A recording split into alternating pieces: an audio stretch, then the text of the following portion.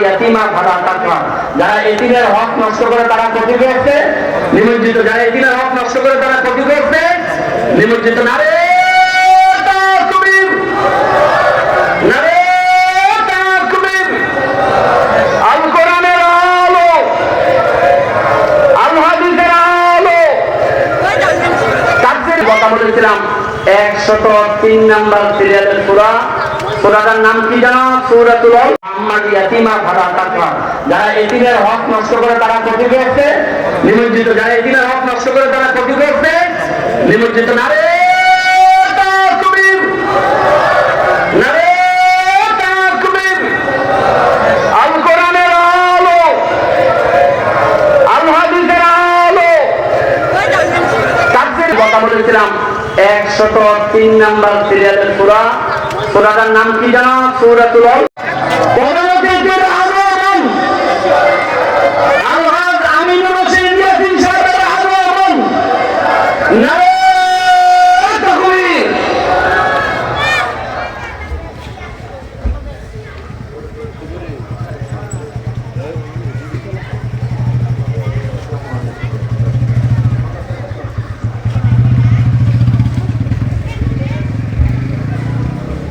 আমাদের প্রধান অতিথি উপস্থিত হয়েছেন, সকলে আলহামদুলিল্লাহ, সকলে মারহাবা।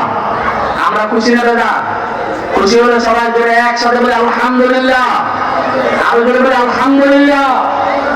সম্মানিত উপস্থিতি, আমি কথা বলছিলাম সূরাতুল আসর থেকে 60 শ্রেণীর মানুষ ক্ষতিগ্রস্ত নয়।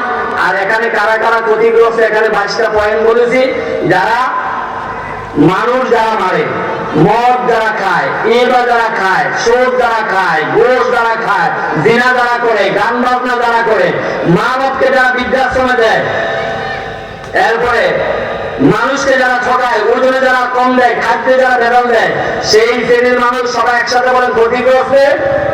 সেই শ্রেণীর মানুষ ক্ষতিগ্রস্ত। তাহলে আমরা আর মানুষ আর আমরা ঠকাবো না, ঠিক কিনা? আমরা সমাজের মধ্যে ফেতনা লাগাবো না। ফিতনা তো আশব্দ মিনাল করতে, সমাজের মধ্যে ফেতনা তৈরি করা, বিবাদ লাগানো, ঝগড়া লাগানো, সেই শ্রেণীর মানুষ ক্ষতিগ্রস্তে নিমজ্জিত হয়ে যাবে।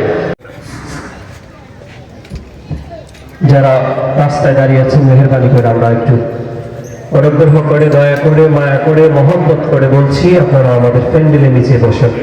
আমরা অনেক সুন্দর বসার ব্যবস্থা করেছি। বিসমিল্লাহির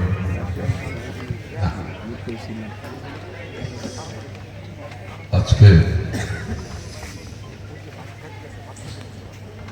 গুণানন্দী মধ্যমপাড়া মদিনা যাওয়া মজলিস কর্তৃক আয়োজিত তাফসীরুল কোরআন মাহফিল, এখানে রয়েছে কোরআন তালাওয়াত প্রতিযোগিতা রয়েছে। আমি ব্যক্তিগত জীবনে